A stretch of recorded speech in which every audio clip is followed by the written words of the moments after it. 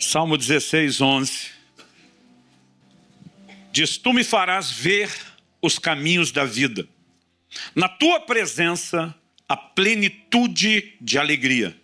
À tua direita, há delícias perpetuamente. Estou lendo a Nova Almeida atualizada. Eu vou pedir que você repita comigo, por gentileza. Diga: tu me farás ver os caminhos da vida. Na tua presença, a plenitude de alegria. À tua direita, há delícias perpetuamente. Meu Deus, nós declaramos a nossa confiança e dependência no Senhor e na ação do Teu Espírito Santo. Declaramos que esse ambiente agora se torna um palco para a ação poderosa do Espírito Santo, o Espírito da verdade. Oramos que enquanto a Tua palavra é comunicada, que haja mais do que informação, que haja mais, ó Deus, do que alinhamento doutrinário. Nós oramos por uma manifestação sobrenatural de despertamento. Oramos que os céus nos provoquem de uma forma única e singular nesta noite. Declaramos céus abertos sobre este lugar. Declaramos que esse é um ambiente de curas e de intervenção do sobrenatural. Declaramos amarradas, interrompidas e anuladas toda tentativa maligna em nome de Jesus, e declaramos que a palavra de Deus cumprirá o propósito pelo qual tem sido liberada nessa noite, em nome de Jesus e para a glória de Deus. Amém. Amém. Glória a Deus. Anos atrás eu li em algum lugar, não me lembro onde essa frase, mas eu me lembro do autor. Ele é atribuído a um camarada chamado Stephen Olford. Ele diz: a espera de um avivamento coletivo não é desculpa para deixarmos de viver um avivamento pessoal. Nós estamos esperando que toda a terra se encha do conhecimento da glória de Deus, como as águas cobrem o mar. Nós cremos que veremos manifestações poderosas de Deus. Há um vento soprando sobre Portugal. Ano após ano, a gente volta e percebe, os ares estão mudando. Não são apenas os resultados, os ares, os céus estão mudando. E Deus fará coisas extraordinárias nesse lugar. Mas até que o fogo pegue em todo mundo, não há desculpa para que você não se incendeie primeiro. Não há desculpa para que você não viva primeiramente incendiado. Aliás, eu acredito que a soma desse fogo de cada um de nós é que fará a grande diferença no final das contas. E nos últimos anos, Deus tem falado muito forte ao meu coração. Eu comecei como ministro itinerante há 33 anos atrás, e os primeiros anos antes do ministério pastoral, praticamente 3 anos, a minha missão era apenas desafiar e encorajar a igreja a entrar num lugar em Deus, conhecer o sobrenatural. A mensagem era de avivamento, mas sempre focando aquelas reuniões gloriosas. E nas últimas décadas, vamos dizer assim, pelo menos uma década e meia, Deus começou a falar muito forte comigo, dizendo: eu quero que você refine e dirija o seu ensino, provocando as pessoas a entrarem no lugar do avivamento pessoal. Isso não significa que nós não vamos continuar pregando e tendo outros falando, e muitas vezes eu falo também sobre o aspecto coletivo. Isso não significa que a gente não tenha que ter expectativas para conferências proféticas como esse. Nesse ambiente, meu amigo, tudo pode acontecer. Tudo o que o Senhor precisa é um momento de bobeira da sua parte, que você baixe a guarda, se exponha, e Ele vai te pegar e vai fazer alguma coisa.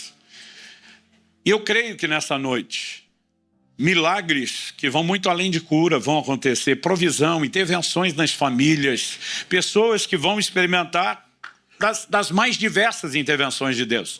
Então, de forma alguma, eu estou tentando minar a fé para esse outro aspecto. Mas Deus começou a me dirigir dizendo: o que eu quero é que você provoque as pessoas a entrar nesse lugar de um avivamento pessoal. E dentro dessa linha, Deus tem me chamado muito a atenção para esse texto. Porque o salmista, pelo Espírito de Deus, quando diz: tu me farás ver os caminhos da vida, em primeiro lugar ele fala de algo que não se vê sozinho, de forma automática e espontânea. Porque se pudesse ser visto de forma automática e espontânea, não precisaria da ajuda de Deus para enxergar. Então isso requer discernimento, e esse assunto eu vou deixar para o fim do discernimento. Mas quando ele diz: tu me farás ver os caminhos da vida, o que é que significa os caminhos? Hoje a maioria de nós anda tão pouco a pé que isso nem faz tanto sentido para a gente. Mas a ideia de caminho fala de um trilho que conduz a um destino. E normalmente, isso não só é usado para falar do propósito. Paulo compara, né, o ministério a uma jornada, a um caminho, a uma carreira, né? Mas o próprio evangelho foi chamado e rotulado dessa forma de o caminho. O caminho não determina apenas o ponto de partida, o trilho no qual você se move, mas ele conduz também a um alvo. E eu e você não fomos criados, não viemos ao mundo sem propósito. Há uma razão pela qual a gente existe. E eu não falo nem daquela razão pessoal, individual, do plano personalizado. Deus criou toda a humanidade com um plano. E se há um lugar onde você pode encontrar uma explicação clara, objetiva e direta da razão pela qual eu e você fomos criados, é na pregação de Paulo em Atenas. Paulo está falando do maior palco da filosofia do mundo dos seus dias. Talvez em nenhum outro lugar da Terra tinha tanta gente por metro quadrado fazendo aquelas mesmas indagações. Quem eu sou, de onde eu vim, para onde eu vou.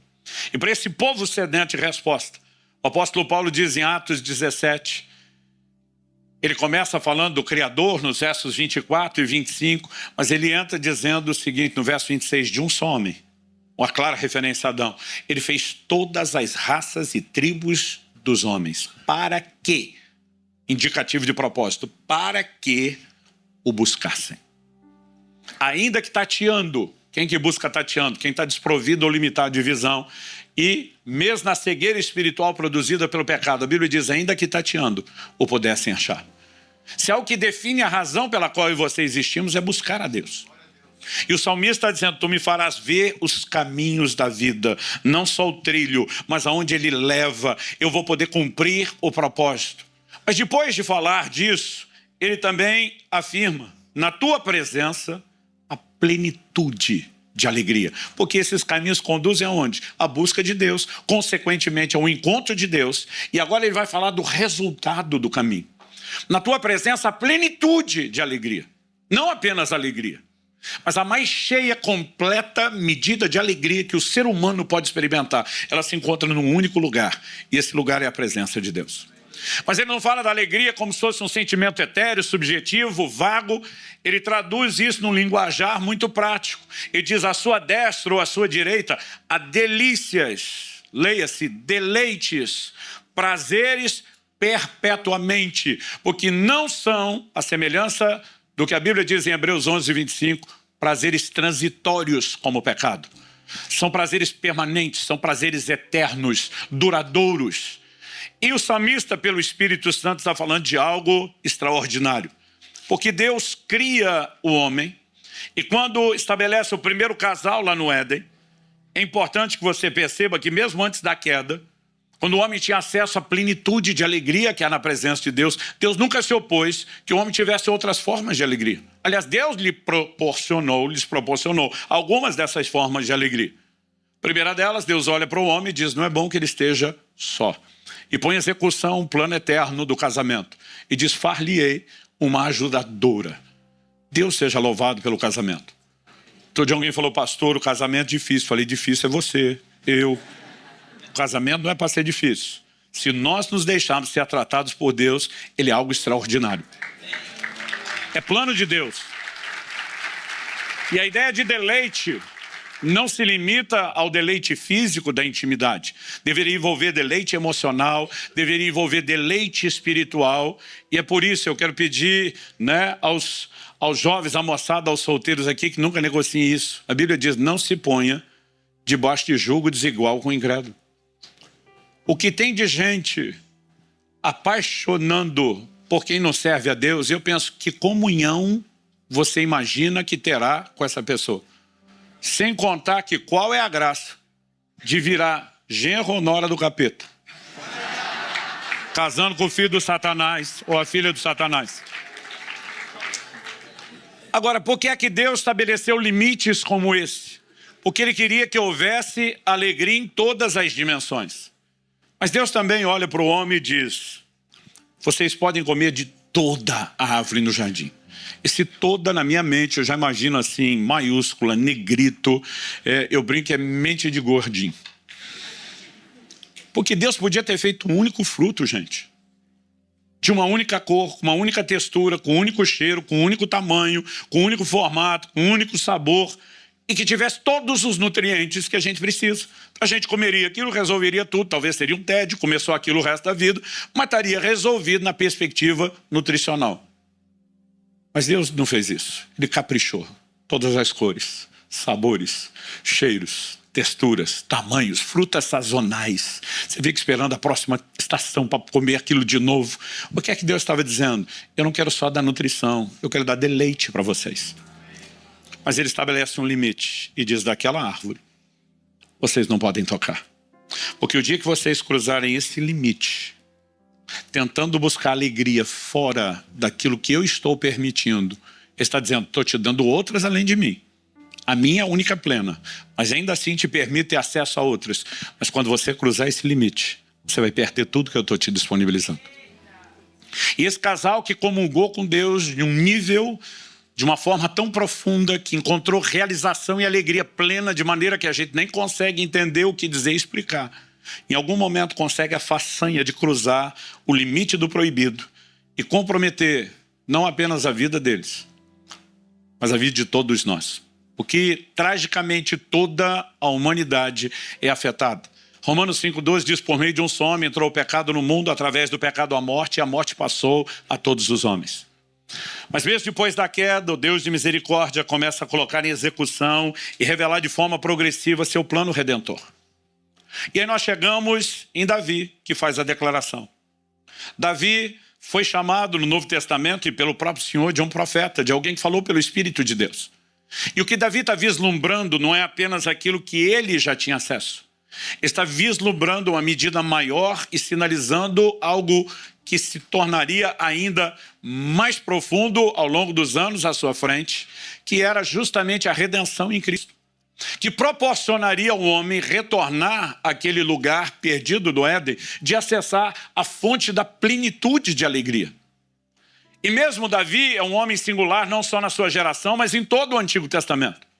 O único a quem Deus chamou, não foram as pessoas, muito menos ele que se chamou. Deus o chamou de um homem segundo o seu coração.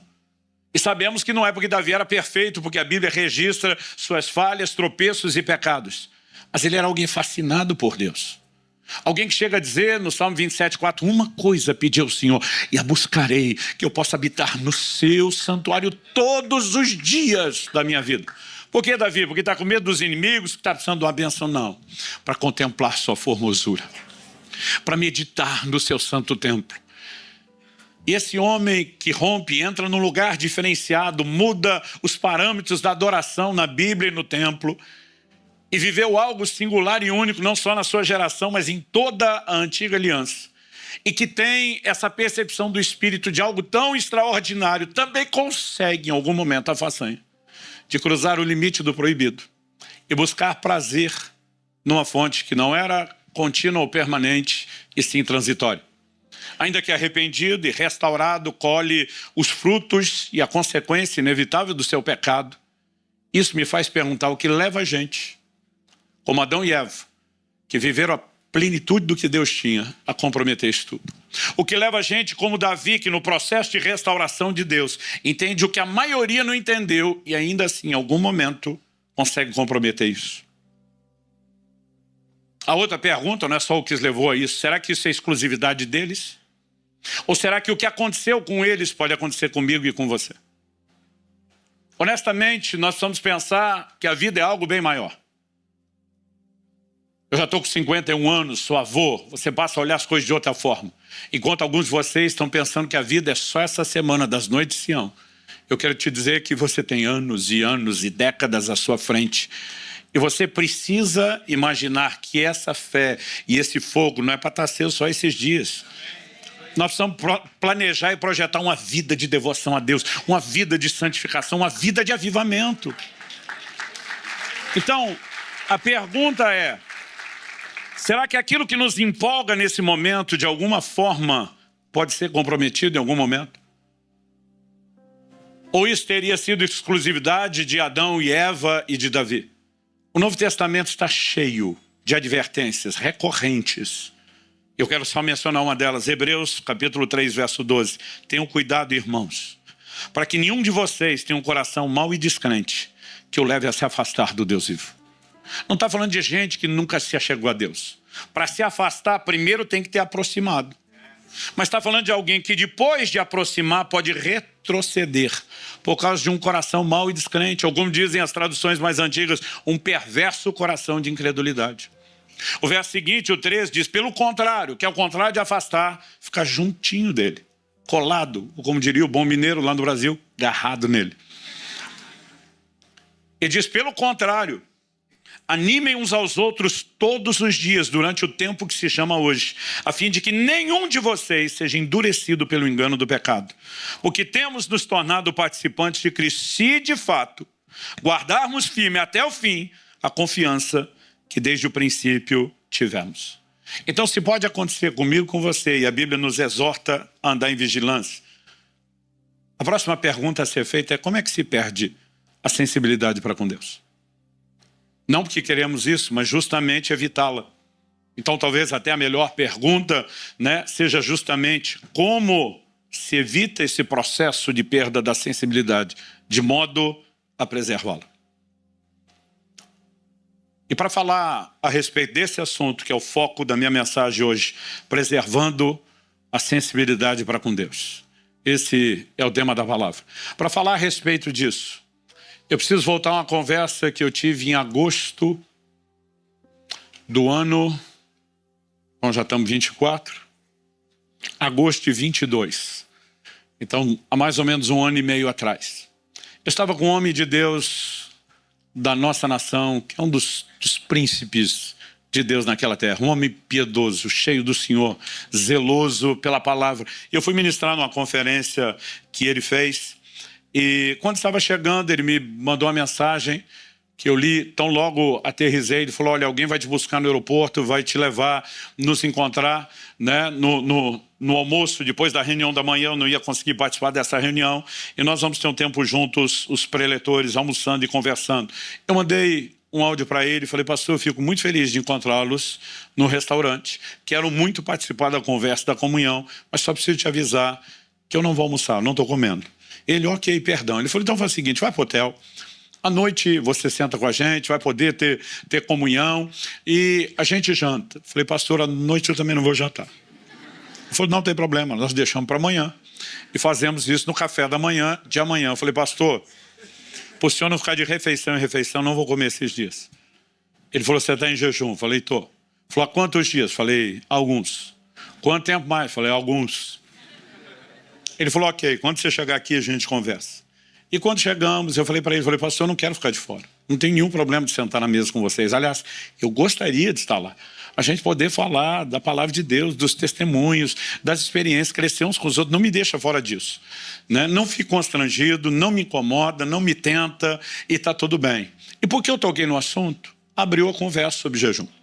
E a mensagem hoje não é sobre jejum, mas eu não vou conseguir deixar o assunto de fora porque ele se entrelaça e ele se mistura.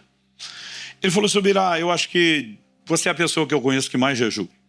Ele já tinha acesso ao meu livro, A Cultura do Jejum, sabia dos jejuns prolongados. Ele falou: você se incomoda eu fazer algumas perguntas? Falei: não. Entre várias perguntas que ele me fez, uma delas realmente me deixou muito pensativo e reflexivo. Ele falou assim: o que tem te levado a jejuar com tanta insistência, recorrência, e não só a frequência, mas intensidade em jejuns prolongados, como você tem feito? E quando ele fez a pergunta, eu falei: pastorzão, se o senhor me perguntasse isso aos 18 anos de idade, aos 15 eu comecei a jejuar, mas aos 18, quase todo mês eu começava com 3 a 7 dias jejuando na água, orando. Eu falei: se o senhor me perguntasse isso lá no início, eu diria para o senhor que era fome pelo sobrenatural. Eu queria ver milagres, eu queria ver o mover de Deus, eu queria um ministério que não produzisse resultados só na força do braço, mas que visse, de fato, um rompimento, uma liberação de Deus. Mas nos últimos anos, minha resposta mudou. Falei: ainda acho que o sobrenatural é um belo efeito colateral, mas não é mais o que me move a fazer isso. Ele falou: hoje o que te move? Falei: a capacidade de perceber os deleites espirituais. Ele me olha com a cara de quem está interessado e diz: me fale mais sobre isso. Falei: pastor, para te explicar algo espiritual, eu vou te dar um exemplo natural. E vou começar falando de algo no jejum. As pessoas dizem que a água não tem gosto. Quem jejua discorda. Principalmente depois de vários dias de jejum, provavelmente por causa da desintoxicação, a limpeza que o corpo passa, aquela falta da enxurrada de tanto sabor diferente, o paladar vai ficando muito, mas muito apurado. Então eu falei para ele, algo que os jejuadores fazem é, normalmente diante de alguns desafios de beber água em alguns lugares, por exemplo, eu tenho um médico que me acompanha em todos os jejuns prolongados, ele fica em cima de mim, hidrata o corpo, beba bastante água, pH alto, só quanto mais alto é o pH da água, mais salobra é o gosto da água. E essa diferença é muito perceptível. Quando a gente pega uma água rica em minerais, ela tem um gosto metálico, né? É diferente. E tem lugares, principalmente quem viaja e muda muito esse tipo de sabor da água, que você precisa beber água, mas você não consegue. Então qual é a dica? Põe um pouco de limão na água. O limão ajuda a equilibrar o pH da água e do corpo. Bom, não vou te encher com informação técnica, mas ajuda também a questão do paladar. Então, eu falei para ele, há uns dias atrás eu estava em outra conferência de pastores. O povo foi todo para o almoço, disse, Subirá, vai para o hotel que você não está comendo. Eu falei, de jeito nenhum, vou com vocês, eu quero a conversa. O alimento espiritual vai estar rolando lá também. Né? Eu falei, estou indo. Os caras, não, nós vamos ficar constrangidos. Eu falei, não, não pensa assim, pensa que hoje eu vou ter um banquete. Os caras, como assim? Eu falei, hoje eu vou beber água com gás, com limão. Isso é banquete para quem está jejuando. A gente riu, foi todo mundo para lá. Quando chegamos, pedi ao garçom, meu amigo, quero uma água com gás e eu vou te pedir limão espremido. Você pode trazer? Claro. Daqui a pouco ele vem e coloca um copo grande. A nossa realidade no Brasil, quando você pede o limão espremido, que é muito comum, vem um copo pequenininho, só com o sumo de um limão. E quando eu olhei aquele copo cheio, eu falei, eu acho que ele não me entendeu. Pela quantidade de limão, ele deve ter achado que eu pedi limonada. Então, eu, curioso, fui lá e dei um golinho antes, porque eu não queria tomar nada, principalmente tivesse açúcar, e estava muito doce. Quando eu senti aquilo doce, eu chamei o garçom e falei, amigo, desculpa, acho que você não entendeu. Eu não queria limonada, eu queria só o limão espremido, o suco do limão. Ele falou, mas isso é só o sumo do limão. Eu falei, não pode. Eu falei, tá doce. Ele falou, não pode, digo eu. Ele falou, eu vi o camarada na cozinha espremendo os limão tudo aí, só tem limão aí. Eu pensei, eu tô doido, fui lá, peguei o copo, dei mais um golinho. Falei, tá doce. Ele não pode. Aí o pastor que estava na minha frente, curioso, falou, deixa que eu provo isso aqui. Tomou o copo, deu um gole. Ele faz uma cara de azedo, diz, pelo amor de Deus, Subirá. Não tem nada de doce aqui. Eu pensei, eu tô doido. Peguei o copo dele, provei de novo, falei, tá doce. Ele tomou de novo, achando que ele é que estava doido. Fez cara de azedo, falou, tá azedo. No fim, todo mundo na mesa quis provar e fez cara de azedo, eu quase fiquei sem limão. Foi só depois de toda essa confusão que eu me toquei ao jejum. E eu me toquei que eu estava percebendo a frutose, o açúcar natural do limão, que ninguém conseguia perceber. E quando eu falei isso, o pastor já entendeu por um dia. Eu falei para ele, uns dias depois, eu estou em outro almoço com pastores, ainda sem comer. E um deles, quando termina, vai comer como sobremesa uma salada de fruta. E como um bom brasileiro, ele não se contentava em comer só a fruta. E eu vejo ele virando uma lata de leite condensado em cima daquilo. Aquilo começa a me dar uma agonia, um desespero. O açúcar saiu da minha vida há alguns anos. E a minha vontade é voar por cima da mesa no pescoço dele e gritar com ele, você não precisa botar leite condensado. Gente, para quem o limão tá doce, imagina as outras frutas. Aí o cara vai botar um negócio açucarado daquele em cima e eu queria gritar com ele. Mas primeiro eu lembrei, quanto tempo eu mesmo não fiz a mesma coisa que ele está fazendo.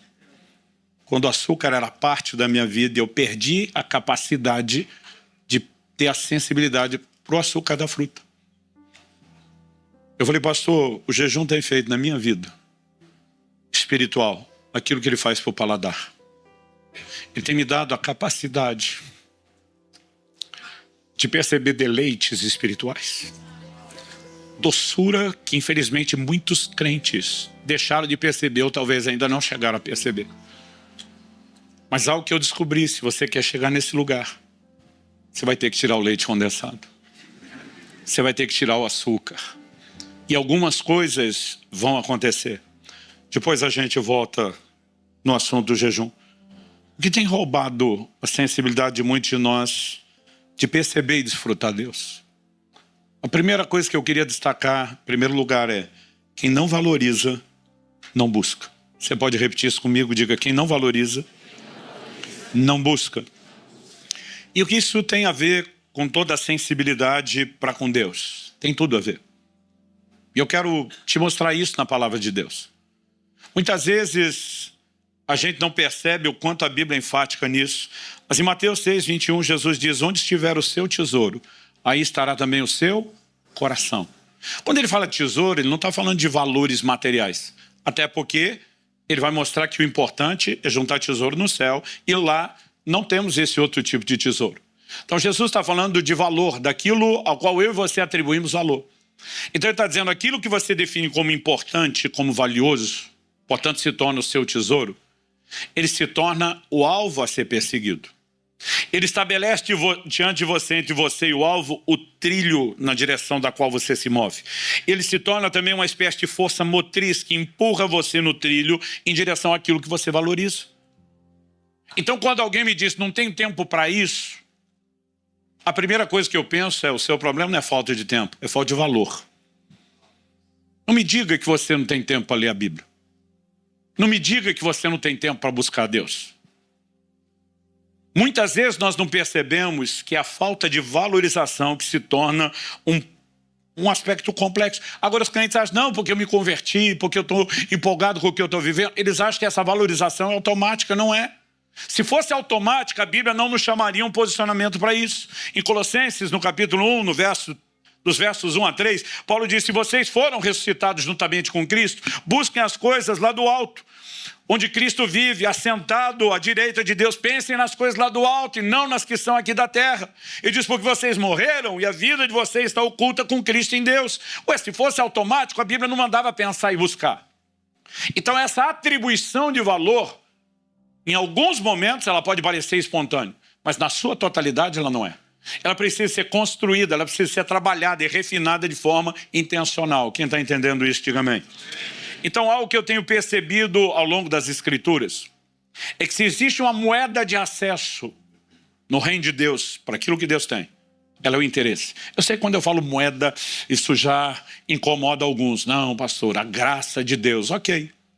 Não foi o próprio Jesus que diz lá no livro do Apocalipse, na carta à igreja de Laodiceia: aconselho-te que de mim compres ouro refinado pelo fogo, vestes brancas para que te vista, colírio a fim de que você unja os seus olhos.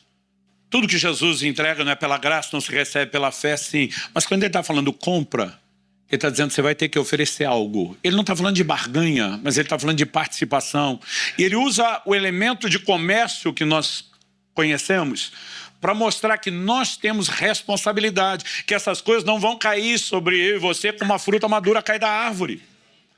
Aliás, Isaías, no capítulo 55, no verso 1, nos traz uma ideia sobre isso. Todos vocês têm sede, venham às águas, e vocês que não têm dinheiro, venham, comprem e comam. Sim, venham e comprem, sem dinheiro e sem preço, vinho e leite. Como é que se compra sem dinheiro?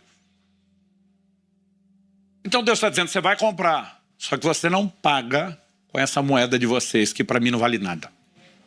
Mas você vai comprar, você vai ter que oferecer alguma coisa. O que é que se oferece? Quem tem sede, vem e beba. Quem tem fome, vem atrás de alimento. Deus pode usar a figura da sede, Deus pode usar a figura da fome, mas ele está falando sempre de valorização. Isaías 44:3, derramarei água sobre o sedento. Sobre quem ele vai derramar água? Para aquele que valoriza a água, para aquele que vai aproveitar a água, para aquele que não vai desperdiçar a água. É por isso que Nosso Senhor diz aos seus apóstolos: não, e não estava limitando isso a eles, mas a orientação atingiria cada um dos seus discípulos atuais e nós. Ele diz: não dei aos cães aquilo que é santo e não lancem pérolas aos porcos. E diz: por que você vai dar algo de valor para quem não reconhece isso? Agora a pergunta é: ele nos mandaria fazer algo que ele mesmo não faz? Então ele manda a gente não dar pérola aos porcos, mas você acha que ele vai fazer isso? Deus não entrega nada para quem não atribui valor ao que ele está oferecendo. Um dia alguém chega para mim e diz: pastor, me ajuda a entender um negócio que está me pegando aqui. Para valer. Eu falei: qual? Ele falou: como é que Jacó conseguiu não trollar o irmão Esaú, mas convencer os céus a autenticar a compra dele do direito de primogenitura? Porque se aproveitar da fome do irmão é uma coisa, ele falou, mas convencer os céus a autenticar aquela transação é algo que está além da minha capacidade. Como os céus autenticaram o ato de compra? Eu falei, a Bíblia não diz que os céus autenticaram o ato de compra? Claro que sim, porque ele herdou a bênção. Eu falei, a Bíblia não diz isso. Você pega Hebreus capítulo 12, versos 16 e 17, que vai dizer que eu e você não devemos ser devassos como Esaú foi. A Bíblia diz, porque ele desprezou o seu direito de primogenitura. Não foi Jacó que comprou, foi Esaú que jogou fora. Você não compra nada de Deus, principalmente com meios carnais.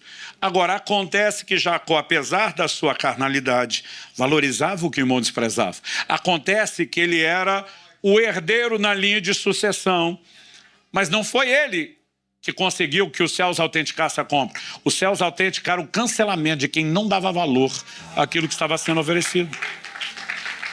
Então, isso é um princípio bíblico inquestionável, imutável.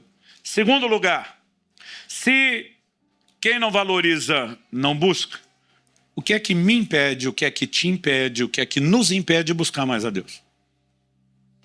Em Mateus 6 também, verso 24, logo depois de dizer onde está o teu tesouro, estará o seu coração.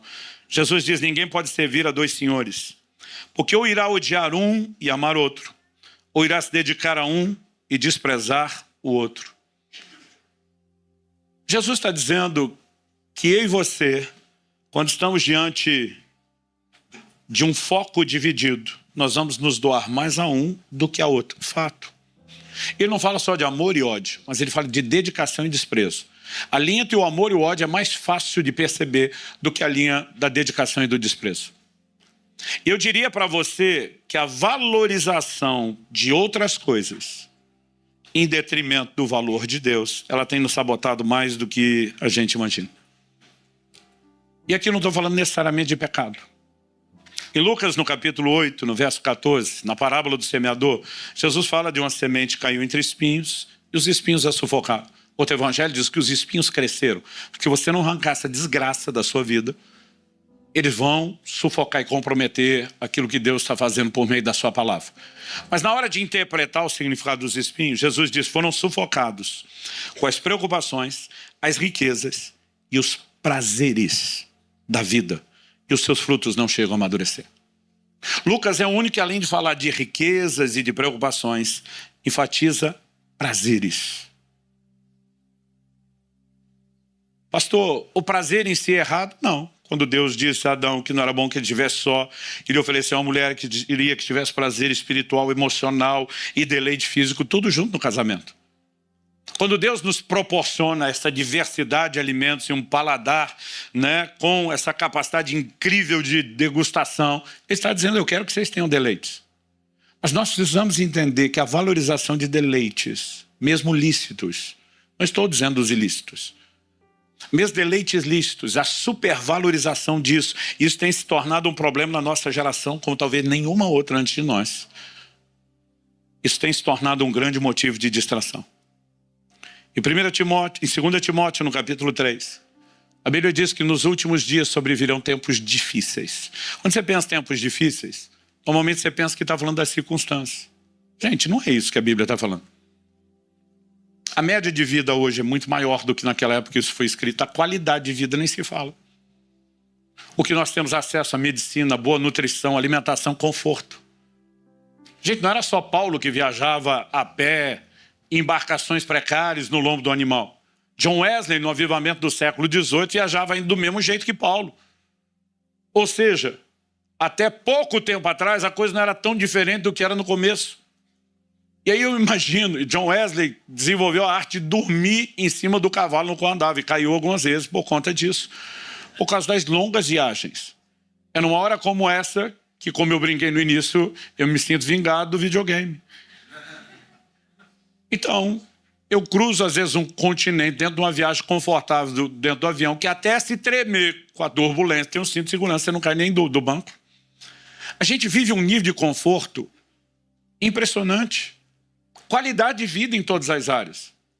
Então, onde é que as coisas ficaram pior? Deus nunca disse que era nas circunstâncias. Ele diz, nos últimos dias sobrevirão tempos difíceis, pois os homens serão. E ele começa a falar de comportamento.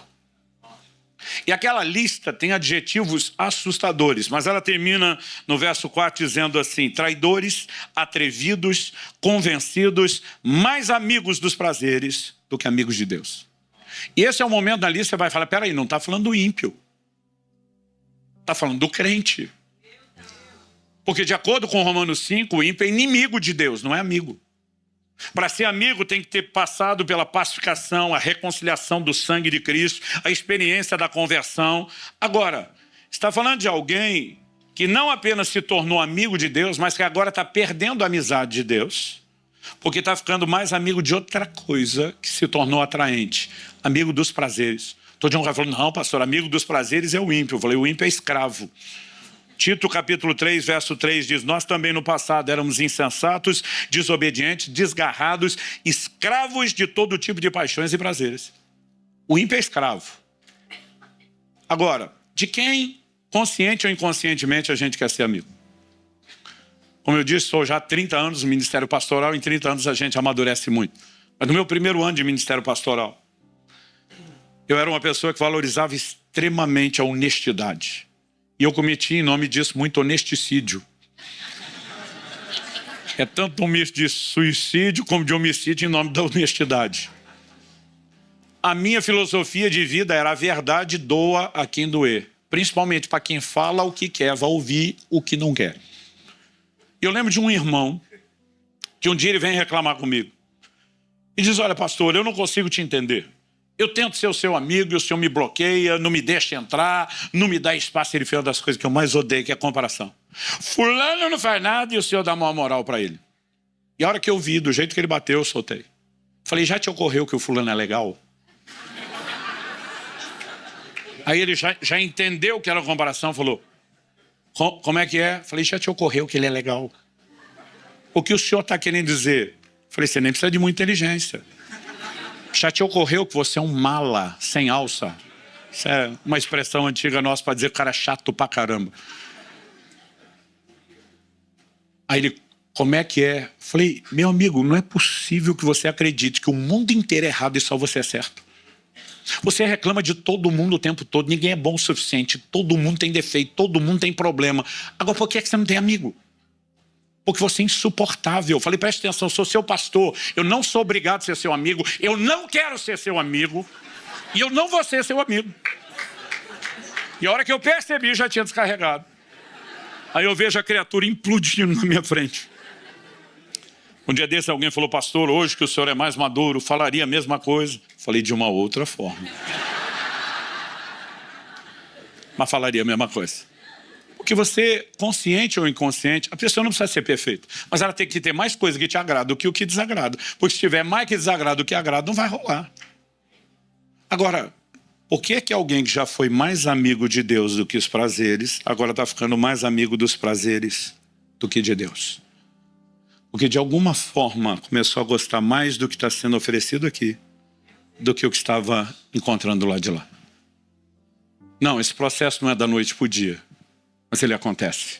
Porque a valorização de outras coisas em detrimento do valor de Deus vai nos sabotar e vai nos levar para um lugar terrível. Por outro lado, isso precisa fazer, gente, a gente rever quais valores nós estamos buscando. Eu creio nas promessas bíblicas de provisão e prosperidade. Eu tenho vivido milagres extraordinários, mas preste atenção. A igreja moderna tem se escondido atrás dessas promessas para mascarar sua ganância, sua avareza, a valorização de algo que não deveria ter o valor que nós estamos dando. Essas bênçãos deveriam ser efeito colateral na vida de quem busca a Deus e nunca a razão pela qual buscamos qualquer coisa. As pessoas não percebem a dimensão de conflito que elas entram por causa do anseio dos prazeres. Todo dia alguém falou: não, pastor, prazer da realização e não conflito. Falei: se você alcançá-lo, a maior parte do tempo você não alcançou. Tiago capítulo 4, verso 1 diz: de onde procedem as guerras e as brigas que há entre vocês? De onde senão dos prazeres que estão em conflito dentro de vocês? Conflito consigo mesmo, conflito com Deus, conflito com as pessoas. Porque quem está sempre atrás de gratificação, ele não vira outra face, ele não anda a segunda milha, ele não entrega a túnica junto com a capa, ele não perdoa, ele quer levar vantagem.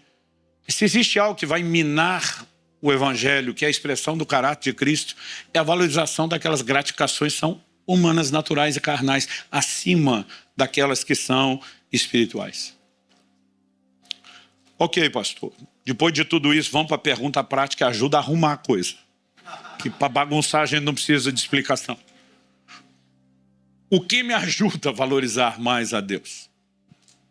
Se a valorização de outras coisas em detrimento de Deus é o problema, pressupõe-se, aplicando a lógica inversa aqui, que a valorização de Deus em detrimento das outras coisas é a solução. Uau, pastor! Que revelação! Depois de 2000 anos de história da igreja, alguém precisava ter descoberto isso. É lógico que não é uma novidade, gente. Todo ano, quando começa, e deve ter acontecido com vocês nesse mês, a gente diz, esse ano eu vou orar mais, esse ano eu vou ler mais a Bíblia, esse ano eu vou estar mais envolvido com Deus e a igreja, esse ano talvez até jejue. Então não é falta de saber aqui.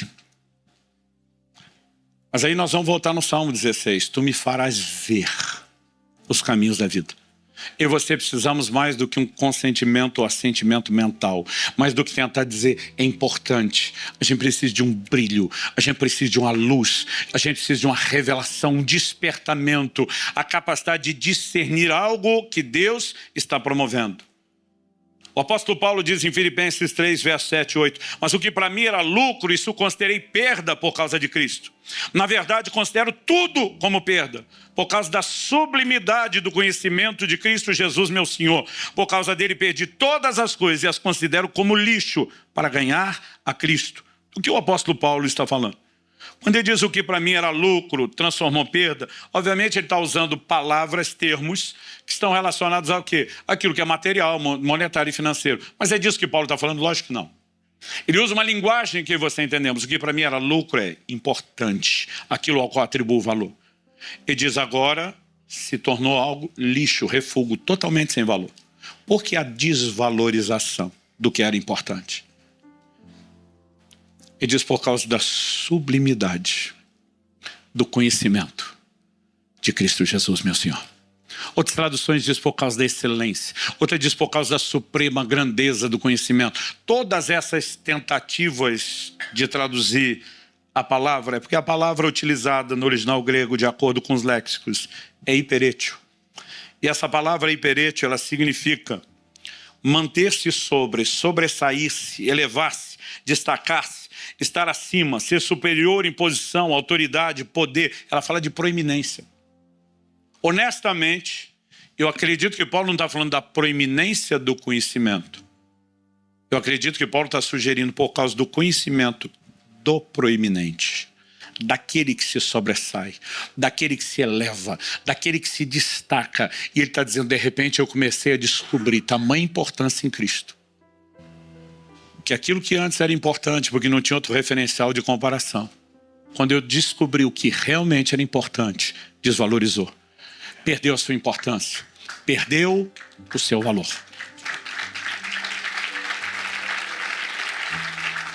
E aqui nós estamos falando de algo que não aconteceu na vida de Paulo sem o ingrediente revelação.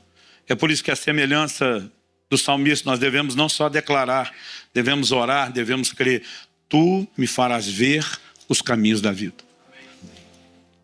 Agora, a gente deve esperar que essa mudança de valor aconteça de forma espontânea, automática. Se fosse assim, todo mundo era crente pra caramba, gente. Ou será que isso é algo intencional? Que ainda que a gente dependa de uma ação de Deus, que a gente pode provocar essa reação. Eu diria que a gente não só pode, mas que a gente deve provocar. E como fazemos isso? Em Romanos, no capítulo 8, nos versos 5 e 6, Paulo diz, os que se inclinam para a carne, cogitam, cogitar é pensar e sentir, cogitam das coisas da carne, mas os que se inclinam para o Espírito, das coisas do Espírito. Porque o pendor da carne dá para a morte, mas do Espírito dá para a vida e paz. Ele está dizendo, se você se inclina àquilo que é natural e terreno, que normalmente é o que fortalece os valores da velha natureza, você vai viver dominado por esse nível de consciência. Mas se você se inclina, inclinar-se é sua escolha, não é a determinação arbitrária de Deus. Se você se inclina para o Espírito, toda forma de pensar, ela começa a mudar. E a pergunta agora a ser feita é, diante de tudo isso, eu vou voltar no assunto do início, que eu falei que não dá para desassociar disso. Qual o poder da abstinência na prática da vida cristã? Porque o jejum se tornou uma arte perdida, abandonada. Qual é o poder da abstinência na prática da vida cristã? Eu acredito que nós precisamos entender o que é o jejum. O próprio propósito do jejum. Durante anos, até em 2022, escrever o livro A Cultura do Jejum, publiquei ele, acho que na metade do ano. Durante anos eu só tinha um artigozinho simples, pequeno, falando tudo que eu chegava e entendia sobre jejum na Bíblia. E lá eu coloquei uma relação do que eu chamava de propósitos do jejum. Porque eu fui lendo a Bíblia e relacionando tudo que aparecia na Bíblia. Então, eu coloquei muita coisa que poderia entrar como parte do propósito. O jejum está ligado ao arrependimento. A única exigência do Antigo Testamento, uma vez ao ano, né, esse momento anual que todo israelita tinha que jejuar, era o dia da expiação, Yom Kippur, o dia do perdão. Então, todo mundo tinha que se arrepender. 1 Samuel 7,6, nós vamos ver o jejum para arrependimento. Mas você vai ver gente também jejuando por consagração. O voto do Nazireu, entre outros, era um voto de consagração e envolvia determinadas abstinências. E quando você olha para a consagração e o arrependimento, ambos são parte da luta contra o pecado, mas são coisas completamente distintas.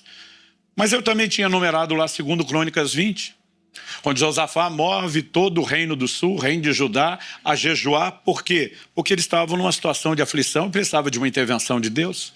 Esdras, capítulo 8, de 21 a 23, fala deles jejuando por proteção. Salmo 35, 5, fala de jejuar por pessoas que estavam enfermas. E muitas vezes você vai fazendo essa relação, Daniel jejuando enquanto intercede pela restauração do seu povo, e alguns passaram a concluir que o jejum deveria ser praticado só em momentos de circunstâncias extremas e emergenciais. Isso não é verdade. É lógico que circunstâncias extremas requerem medidas extremas. Mas isso não significa que a gente tem que jejuar só nessas circunstâncias.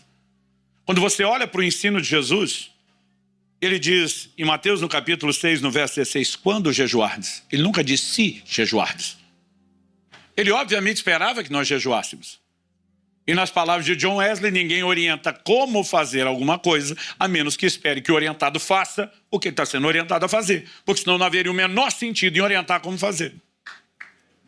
Em Lucas, no capítulo 5, para aqueles que dizem que jejum é coisa da antiga aliança, do Velho Testamento, quando perguntaram a Jesus, por que é que seus discípulos não jejuam? Ele disse, porque o noivo está presente. Quando o noivo for tirado, quem é o noivo? Em todas as parábolas de Jesus, em todos os evangelhos, que ele usa a alegoria do noivo, ele está falando de si. E ele diz, quando eu for tirado, ele não está falando de 3 dias de ausência entre morte e ressurreição, mas ele está falando do momento em que fosse assunto elevado aos céus, até o dia do seu glorioso retorno. Essa era a estação do jejum. Como é que o jejum não é para hoje?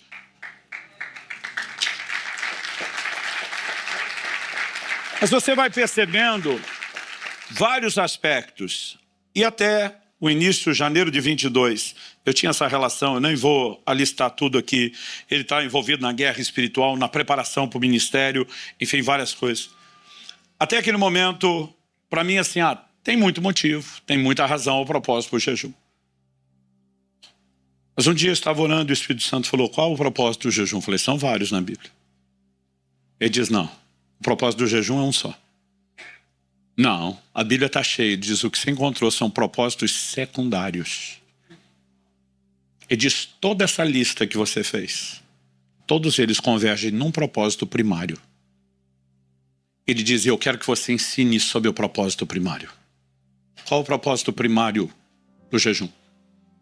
Em Daniel, no capítulo 9, no verso 3, o profeta afirma, voltei o rosto ao Senhor Deus para o buscar com oração, súplicas e com jejum. Qual a razão da nossa existência? Buscar a Deus. Onde é que o jejum entra? No cumprimento da razão da sua existência, que é buscar a Deus. Se você simplifica dessa forma, você pergunta, como é que isso se tornou algo tão sem valor, tão negligenciado no nosso meio? Em Joel, no capítulo 2, no verso 12, Deus diz, voltem-se a mim de todo o coração, e isso com jejum. Então é voltar-se para Deus, é buscar a Deus. É lógico que quem está jejuando para arrependimento está buscando a Deus. Mas está buscando a Deus por quê? Porque ele quer vencer o pecado que o venceu, que o derrubou. Quem está se consagrando também está buscando a Deus. Ele também está lutando contra o pecado, mas diferente do primeiro, ele está lutando para não ser derrubado. O outro está lutando para levantar depois de ter caído. Da consagração de não quero cair, quero vencer antes. Os dois estão lutando contra o pecado, os dois estão buscando a Deus, mas tem propósitos secundários diferentes. Quem está orando no momento de aflição está buscando a Deus, porque o socorro da aflição vem do Senhor. Enfim, qualquer propósito que você alinhe é buscar a Deus. Agora, a pergunta a ser feita é, será que eu e você precisamos de um propósito secundário que atravesse o primário? Ou será que nós podemos focar direto no primário? Sem problema, sem aflição, sem dificuldade, sem guerra, apenas porque a gente entende, eu existo para te buscar, e o jejum é parte da busca. Lucas, capítulo 2, verso 37, fala de uma profetisa, uma mulher de Deus, chamada Ana. E a Escritura diz que ela adorava noite e dia, com jejuns e orações. Eu amo essa frase no plural, com jejuns. Adorava. Ana está com problema? Não, tomou a parte da minha vida viúva. Já superei toda e qualquer dor, tenho sido sustentada por Deus, 84 anos de idade. A Bíblia não descreve nenhum problema, diz que ela ia lá para adorar a Deus, para ministrar ao Senhor. Atos capítulo 13, fala da igreja em Antioquia, verso 2. Os líderes da igreja estão reunidos. Para quê? A Bíblia diz, enquanto eles estavam adorando o Senhor. Outra tradução diz, ministrando ao Senhor e jejuando. Eles não estão na perseguição da igreja de Jerusalém, que na verdade a essa altura também já tinha cessado. Estão lá em Antioquia, na Síria. A Bíblia não relata nenhum problema. Por que é que estão jejuando? Para ministrar ao Senhor. Focados direto no propósito primário. O que esses dois textos têm em comum? Além de ambos terem sido escritos por Lucas e estarem no Novo Testamento, além de ambos mostrar gente que focou o aspecto primário. O que você vai ver é uma percepção profética diferenciada. Ana não é chamada de profetisa à toa, e é naquele ambiente que a Bíblia diz, disse o Espírito Santo, separai-me a Paulo e a Barnabé, e o maior movimento missionário da história vai nascer nesse ambiente de busca, regado com jejum. Porque quando eu e você começamos a focar no propósito primário, uma das coisas que vamos perceber é que algo diferenciado acontece. Mas antes de chegar na consequência, o resultado, o que é que eu e você precisamos entender? O jejum, em essência, é abstinência de alimento. A palavra jejum no grego, usado também o verbo jejuar, nestil. Ne é um prefixo de negação, estil é comida. Então jejuar significa não comer. Por que eu estou dizendo isso? Em tempos modernos, não só na língua portuguesa, mas de uma forma geral, jejum virou sinônimo de qualquer tipo de abstinência. Então você está lendo uma matéria esportiva que diz lá, determinado time está em jejum de títulos, como era o caso do meu até um tempo atrás.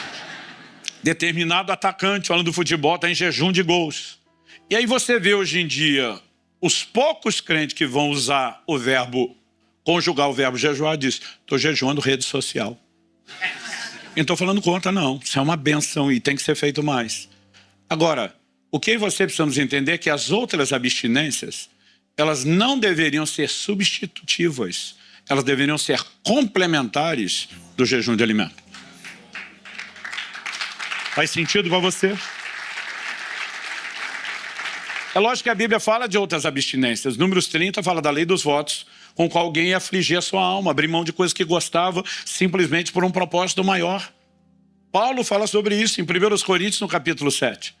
Ele vai dizer no verso 5, que o marido não deve, e nem tampouco a esposa, eles não devem se privar um ao outro, está falando da intimidade, do momento de vida íntima, sexual do casal. Ele diz, a não ser, aí você tem a única exceção, pela qual uma pausa. E gente, ele está falando de uma recorrência, diferente da igreja romana, nós não acreditamos que o casal cristão tem que ter intimidade só para procriar.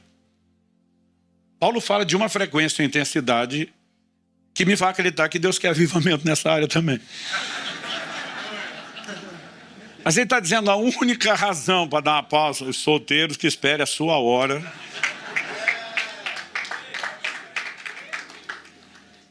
A única razão para dar uma pausa, ele diz, a não ser, talvez, por um pouco de tempo, não fala de períodos prolongados, e diz que os dois de comum acordo, isso é importante, mas ele diz assim, para se dedicarem à oração. Pastor, o que significa isso? Que quando o casal está vivendo o avivamento não pode orar? Não, significa que enquanto eles estão vivendo o avivamento, a oração é mediana. Ela está no nível comum. Ele diz, mas quer dedicar, quer mergulhar nas águas profundas.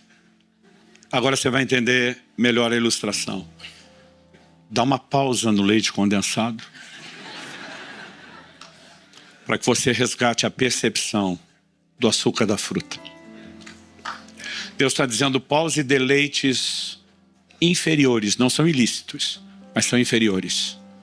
Para que você comece a perceber e descobrir deleites superiores. Na tua presença, a plenitude e a alegria. Estou 28 anos casado, amo minha mulher, mas o que qualquer pessoa nessa vida, não tem nada depois de Jesus que me tenha sido melhor do que minha esposa e meu casamento, mas preste atenção. Eu falei para ela, amor, você sempre perdeu para Jesus. Mas ultimamente tu está perdendo feio. Você ganha disparado dos outros. Porque é uma percepção mudando. Em agosto do ano passado, eu estava no 38º dia de um desses períodos que eu tenho feito algumas vezes, 2 vezes ao ano, de 40 dias de jejum. E eu pensei, eu acho que esse vai ser um jejum normal. Normal assim, sem nada, experiências muito espetaculares. E todo jejum são experiências novas, surpreendentes. Um não é igual ao outro. Todo dia alguém falou, pastor, conta mais a experiência. Eu falei, não conto. Não é da sua conta? Não, tô brincando. Eu falei, por que eu não conto? Eu comecei a jejuar ouvindo a experiência dos outros e eu queria ter a dos outros, era frustrante, porque eu nunca tinha. Mas a parte boa é que eu comecei a ter as minhas, mas cada novo jejum eu não tenho a outra, eu tenho uma nova, uma diferente. E sabe, eu e você, nós precisamos entender, as experiências são espetaculares, mas são efeito colateral. Nós temos que jejuar para buscar o Senhor, Ele é a recompensa. Não há outra recompensa. Mas eu lembro que eu pensei e falei, isso está indo normal. Falta 2 dias para terminar, acho que vai ficar por isso mesmo. Parece que foi só eu pensar isso durante o dia. Acordei à noite, precisando ir no banheiro. Fiquei com raiva de ter bebido tanta água antes de dormir. Eu não gosto de levantar para ir no banheiro. Eu só pensava, tomara que não atrapalhe meu sono, porque eu estava num sono profundo. Mas o sono era tão profundo que a hora que eu voltei do banheiro para a cama, eu estava com medo de dormir em pé. Não, sério, gente, parecia um zumbi, era um negócio assim. Eu pensava, tomara que eu não caia. E o sono estava tão forte que eu fiquei assim feliz, pensando, ainda bem que não vai atrapalhar meu sono. Eu vou encostar a cabeça no travesseiro, 3 segundos, apago, voltei a dormir, está tudo certo. E parece que pensar, não me lembro de ter reparado desse tipo de coisa antes, mas tudo isso ajudou a entender melhor o cenário.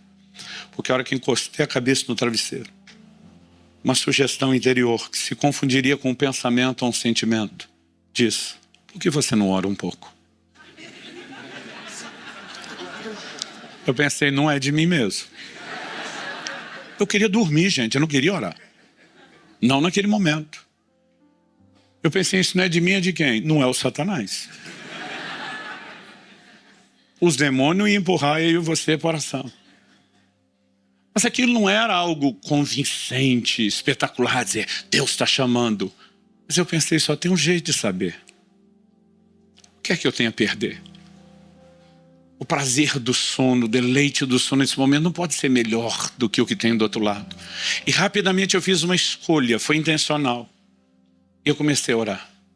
Eu falei, Senhor, muito obrigado por mais um tempo de jejum terminando. Eu estava empolgado porque minha mulher e meus filhos me acompanharam nos 40 dias. Eu falei, Senhor, hoje não é todo mundo que jejua 40 dias. Eu falei, toda a minha família veio comigo. A maior parte dos irmãos eram da minha igreja, da liderança, 19 me acompanharam nesse jejum. Eu não chamei ninguém. Eu falei, Senhor, minha mulher, meus filhos fazendo isso. Eu falei, eu nem chamei ninguém. Quando eu falei, nem chamei ninguém, o Espírito Santo falou, quem chamou fui eu.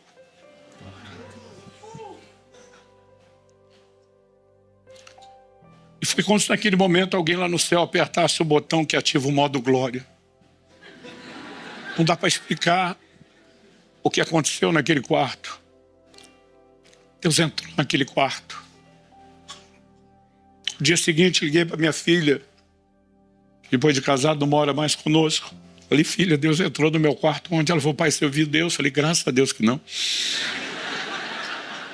Eu falei, filha, me entenda, era maravilhoso, mas era assombroso. Eu estava no escuro, mas eu cerrei meus olhos com toda a força. Ela falou, mas se eu senti ele do lado, eu falei, filha, esse é o ponto. Ele não estava do lado, ele estava em todo lugar. Ele estava de um lado, ele estava do outro, ele estava à frente, ele estava atrás, ele estava em cima, ele estava embaixo, ele estava fora, ele estava dentro. A presença dele invadia a matéria, não dá para explicar. Eu sabia que aquilo enchia a cama, enchia a parede, enchia o quarto, não dá para explicar. E não há palavras que possam descrever o prazer dessa presença. Foi uma das melhores coisas que eu já senti na minha vida. E é um grito do coração de Deus. Estou chamando para um lugar onde a gente diz, Senhor, nós somos gratos por todos os prazeres inferiores que o Senhor deu, os lícitos. E a gente tem a vida inteira para usufruí-los. Mas há momentos onde a gente vai dizer, nós vamos dar uma pausa. Porque por melhor que isso seja, não se compara com os deleites superiores. Não se compara.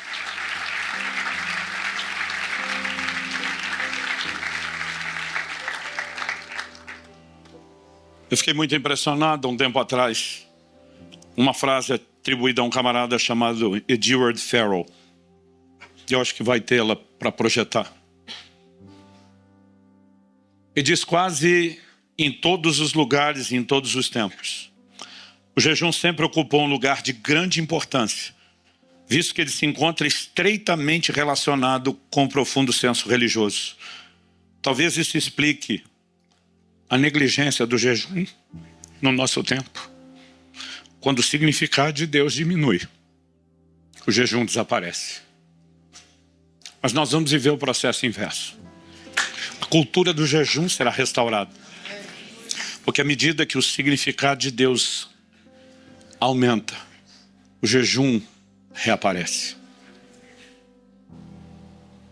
Pastor, o senhor deixou no ar aquele negócio de Ana e Antioquia sobre ouvir Deus.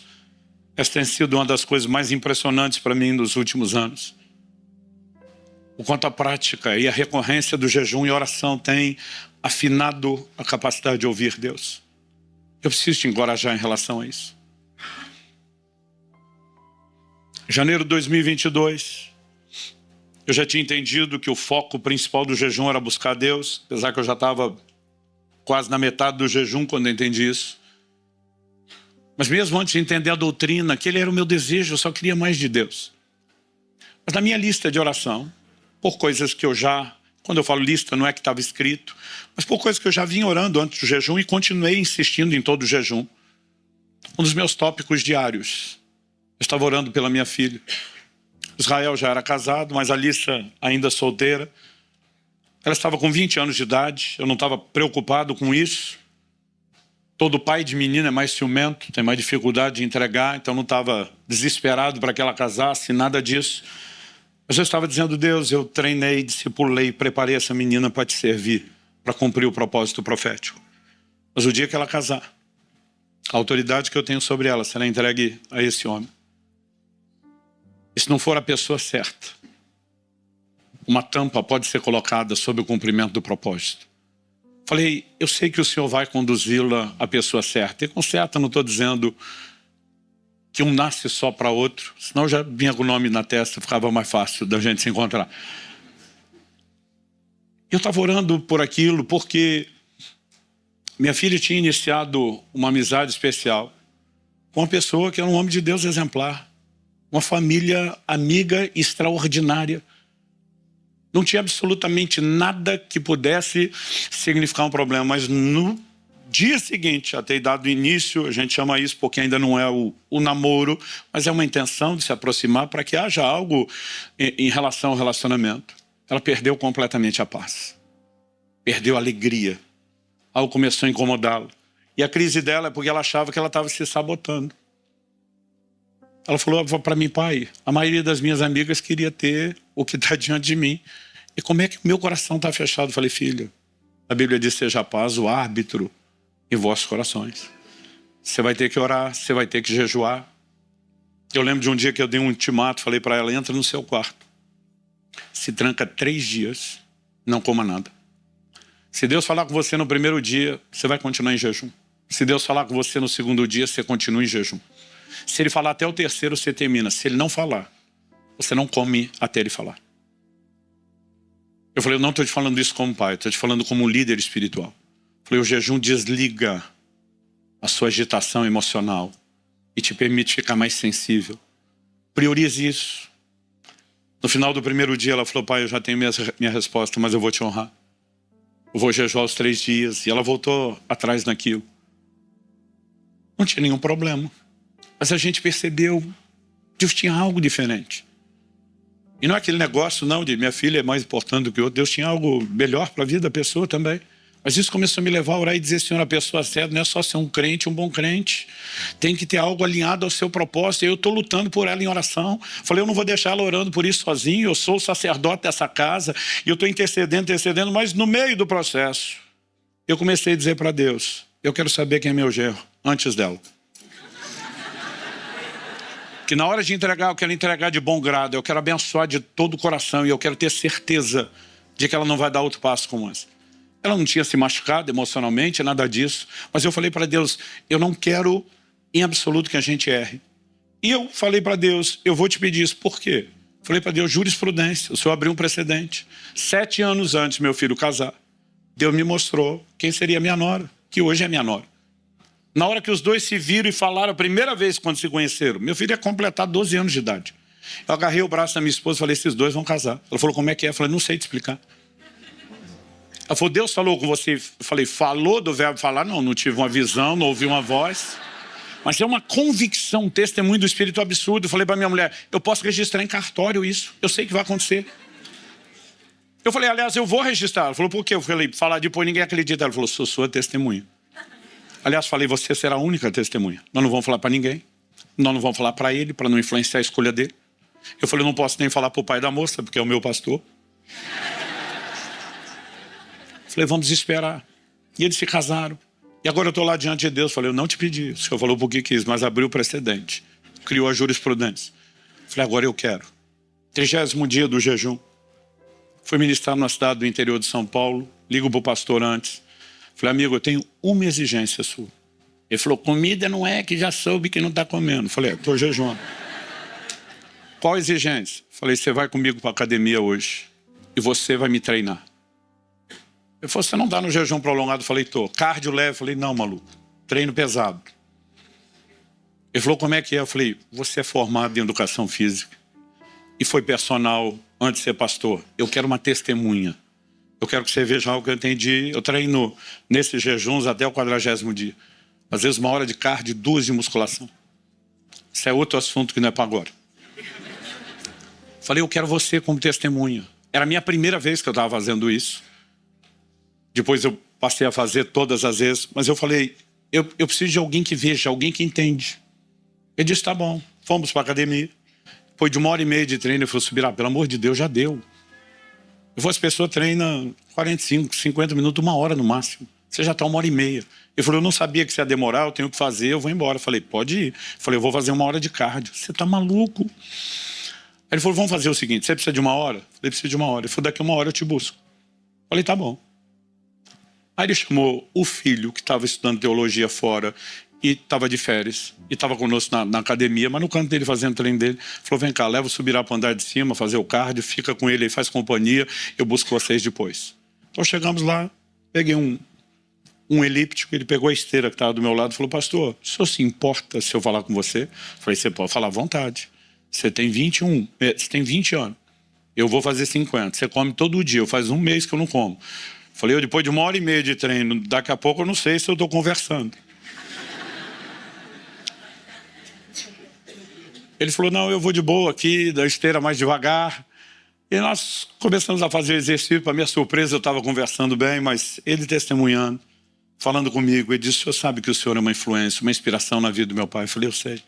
Ele falou, eu quero testemunhar o quanto o seu filho é a minha inspiração, a minha referência. Eu, glória a Deus. E nós estamos conversando. E de repente acontece algo que eu não sei explicar. Eu estou no mesmo lugar, não fui a lugar nenhum, tudo é igual. mas parece que eu fui, falando a linguagem de ficção científica, parece que eu fui para o universo paralelo. Porque enquanto tudo era igual, a sensação que eu tinha, eu estava em outro lugar. Eu creio que é a dificuldade de explicar a percepção espiritual. E de repente eu ouço Deus falar comigo, nítido e claro. Esse garoto é o seu genro, vai casar com a sua filha. Eles nem se conheciam, nunca tinham se visto. E eu simplesmente só penso o seguinte, se eu contar para minha mulher, ela vai surtar. Eu surtaria. Mas no jejum prolongado a alma desliga, você não tem momento de down emocional, mas não tem euforia nenhuma. Era uma gratidão a Deus, mas era assim, parecia a coisa mais normal do mundo. No final daquele mês, os dois que nunca tinham se visto se encontraram pela primeira vez num evento em outro estado. Minha filha pega no meu braço e diz, pai, eu vou casar com esse menino. Eu olho para ela e falo, você tá louca? Porque eu não contei nada para ela. Louca porque eu falei, você nem conhece ele. No meu espírito, eu sei quem é. Eu falei, filha, pra cima de Moá.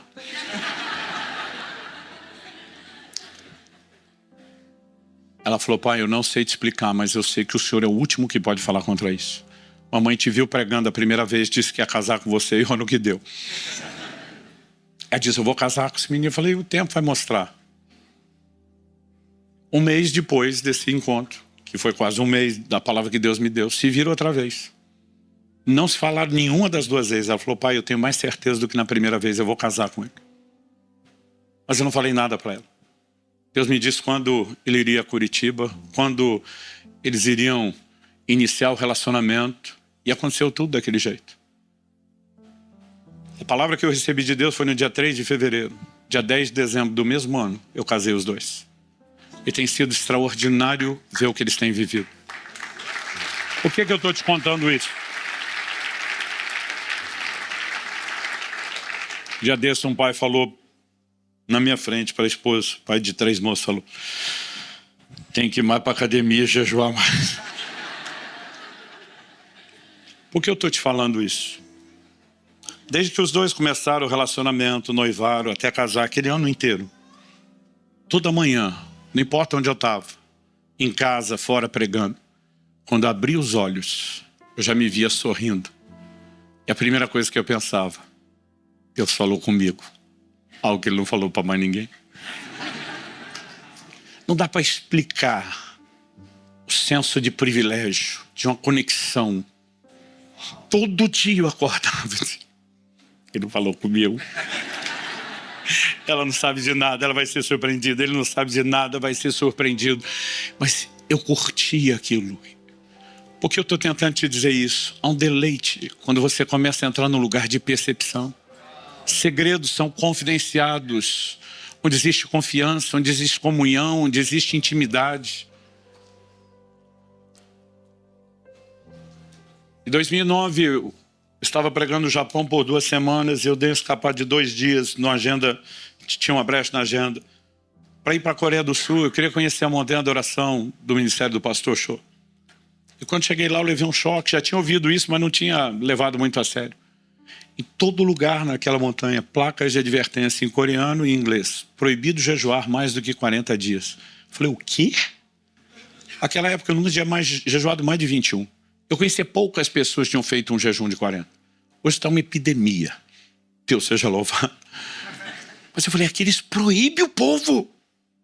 Quando eu falo da cultura do jejum, eu estou falando de quando um ou outro faz, ou quando alguns de nós fazemos esporadicamente.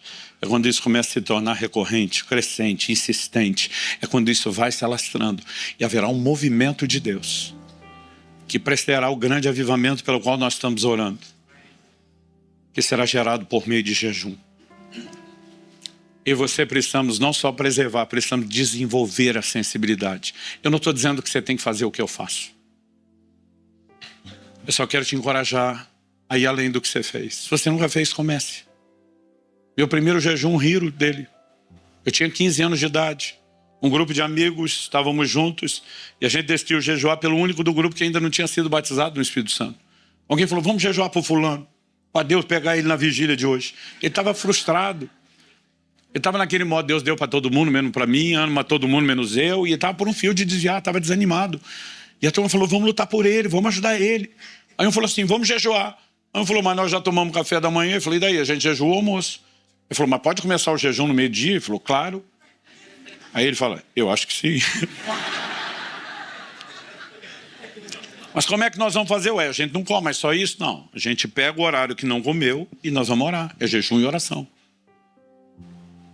Aí um falou assim, mas não desmaia, não? Ele falou, acho que não. Ninguém sabia nada. Aí outro falou, olha, por precaução, não é melhor a gente tomar um refrigerante? Então, o jejum de uma refeição só. Um dia desse alguém falou, pastor, devo jejuar refrigerante? Eu falei, isso não é jejum, é libertação. Se puder, elimine isso da sua vida. Mas na época, nós enchemos o bucho de refri e jejuamos só a comida. Apesar que um adolescente jejuar uma refeição, gente, é quase um adulto, como jejuar o dia todo. Porque as criaturas comem. Alguém à tarde soube do nosso jejum de uma refeição só, regada a refrigerante, esculhambou, gente. Esculhambou faz sentido para o português, não? Deu um esculacho na gente, ridicularizou a gente. E disse, isso é jejum coisa nenhuma, jejum de verdade não põe nem bala açucarada na boca. O que dizer tomar refrigerante? Ah, vergonha, eu fiquei mal, falei para Deus, desculpa aí. Prometo melhorar da próxima vez, eu fiquei mal. Mas à noite, quando aquele nosso amigo finalmente foi batizado no Espírito Santo, ninguém convencia a gente de que aquilo não havia tido resultado.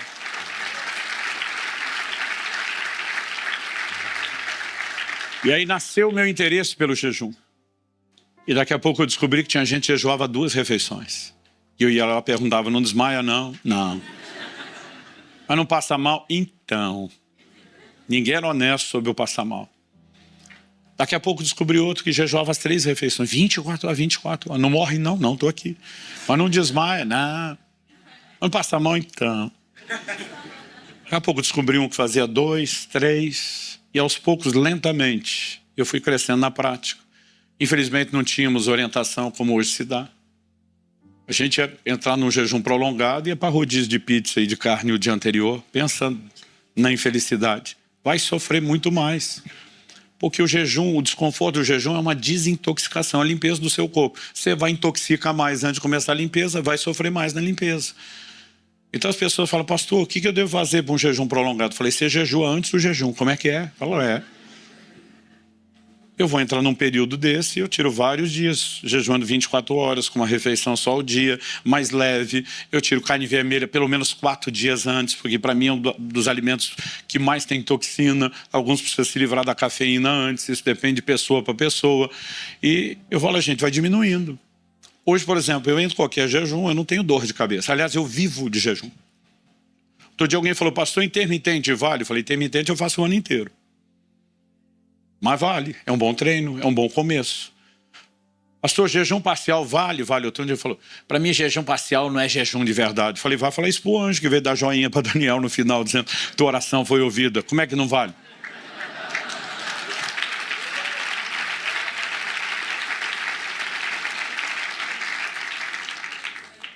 Mas se você nunca fez, comece uma refeição, dá uma treinada nesse nível, vá para 2.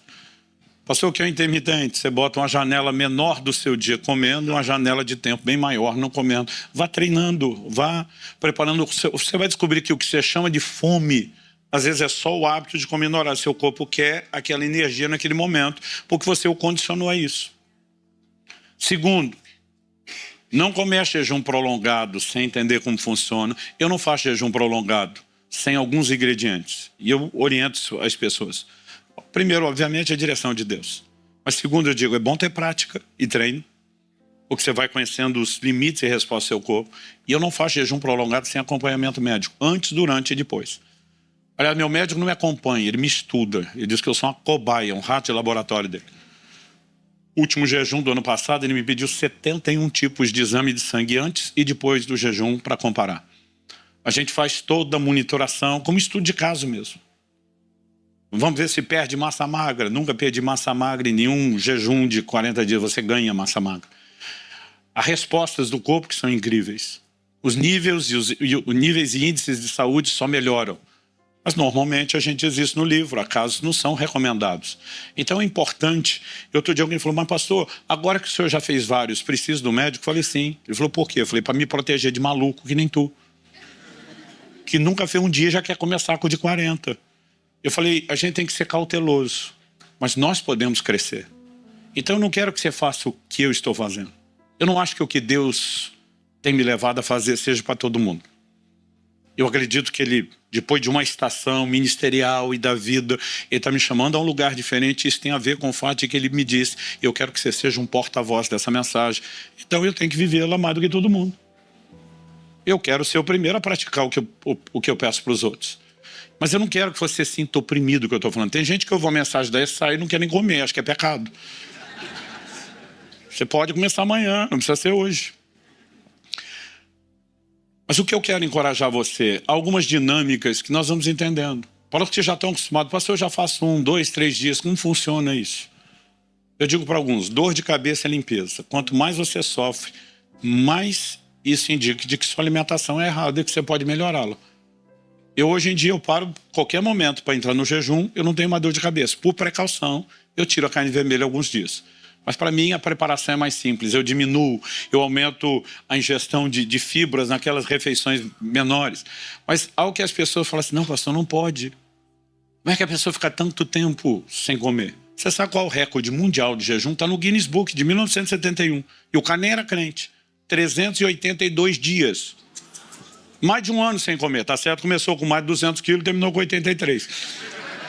E se não jejuasse, teria morrido. Os médicos deram um tratamento de fome, mas era para parar com 40 dias, que era o que a medicina conhecia, era o limite. Ele estava se sentindo tão bem e continuou. Mas qual é a dinâmica? É isso que você precisa entender, a fisiologia. A energia do seu corpo vem da glicose, basicamente carboidrato, qualquer forma de carboidrato que você come. Quando você não ingere o carboidrato, ou porque está em jejum, ou porque comeu só proteína e gordura, mas não carboidrato, da onde seu corpo vai pegar energia? Glicogênio, armazenado no músculo e principalmente no fígado. É a glicose que não foi usada e está armazenada, estocada ali. Quando ela acaba, no máximo 3 dias, com alguns pode levar até um dia, quando ela acaba, qual é a outra fonte alternativa, além da primeira que acabou? Suas reservas de gordura. As pessoas acham que o que engorda é comer gordura, o que te engorda é comer carboidrato. Porque a energia que você não usa é ela que é estocada na forma de gordura. E a hora que precisa, o organismo pega a gordura e transforma em energia. No máximo 3 dias você vai entrar no que os médicos chamam de cetose, que é o seu corpo começa a se alimentar da reserva de gordura. Isso significa o quê? Que você trocou o alimento externo por um alimento interno. Seu corpo está comendo sua reserva de gordura. Isso significa o quê? Normalmente, depois de 3 dias, você não tem fome. Pode ter vontade de comer ainda uns dias. A turma diz que até os 5 dias dá visão de comida. Depois de 7, para todo mundo estabiliza. Então, assim, eu não gosto de falar isso, mas eu sinto que Deus me trouxe aqui para te provocar. Eu estou hoje no... Que dia é hoje? 29? 33º dia de um jejum. Eu vou encerrar os 40 dias na segunda que vem. Ontem, antes de pregar em 4 cultos, eu fui para a academia treinar. Você pode viver uma vida não só espiritualmente diferenciada, mas até mais saudável com jejum. Agora, não comece da noite para o dia. Mas a dinâmica, à medida que você vai estudando, eu fui estudar material de médicos que não são cristãos, estudar inúmeras pesquisas que estão aí para a gente entender e comprovar. É possível você fazer isso não só de forma saudável, mas que dê seu corpo ainda mais saudável. Repito, a gente tem restrições, e é por isso que fala de prolongado acompanhamento médico. Mas, gente, não há um motivo sequer, nem no plano espiritual, emocional, físico, que justifique a negligência do jejum. Eu creio que Deus está nos chamando a um tempo, a um lugar, onde a gente começa essa prática. Minha neta, com 3 anos de idade, vendo o vô, a avó, o pai, a tia jejuando, a mãe fez um parcial porque estava amamentando. Ela falou, eu também, eles em casa falam português e o inglês, ela dizia, eu também quero fast. Então ela falou, vou jejuar marshmallows. E começou junto com os marshmallows, tirar qualquer... Porque uma vez por semana ela tem direito de comer doce, né? Ela falou, vou jejuar aquilo que ela esperava a semana inteira. É uma cultura que se cria. Nós vamos provocando. Pastor, o senhor falou que um monte de gente está te acompanhando. Sim, eu não chamo ninguém. Que o exemplo vai arrastando, vai provocando. As pessoas veem o que acontece. E nós podemos criar uma revolução. Mas apesar de toda e qualquer experiência que a gente pode chamar ou classificar de maravilhosa, para mim hoje o grande atrativo. Alguém disse, pastor, Deus te pediu para fazer 2 por ano? Falei, só em 2022. Eu tinha feito o primeiro em 2018, ele me pediu. Fiz o segundo em 2019, ele pediu. 2021 ele não me deixou, eu queria fazer, ele não me deixou fazer, não sei porquê. Ele nunca explicou e eu obedeci. Mas quando começou 22, ele disse, esse ano você faz 2. Eu falei, ok. Quando eu terminei o segundo, falei, o senhor não precisa me pedir mais. Se o senhor não me parar.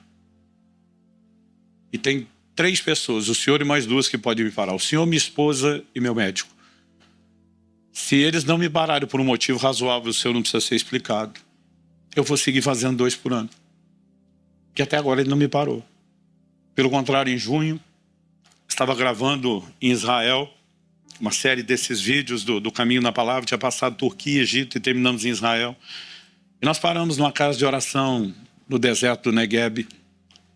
E quando eu estava orando, o Espírito de Deus me visitou de uma forma singular. E ele falou comigo nítido e claro, não o próximo jejum. O próximo era o de julho, eu estava para começar. Ele diz, mas o de janeiro. Ele diz, eu quero que você venha a Israel para interceder por eles. Quando a guerra estourou, minha mulher falou, você vai? Eu falei, claro que vou. Ele sabia que a guerra ia estourar e me convocou. Fiquei agora lá 24 dias. Nem avisei minha igreja, para eles não ficarem preocupados. Mas chamei meus pastores, meus líderes, falei, gente, eu volto. O que eu volto? A mesma fé de Abraão. Ele diz, eu e meu filho, vamos adorar e voltaremos. A Bíblia diz que Abraão cria que Deus iria ressuscitá-lo, porque se tem promessa, não faz sentido morrer. Se morrer, vai devolver. Falei, agora, mesmo se eu soubesse que não voltava, eu iria do mesmo jeito.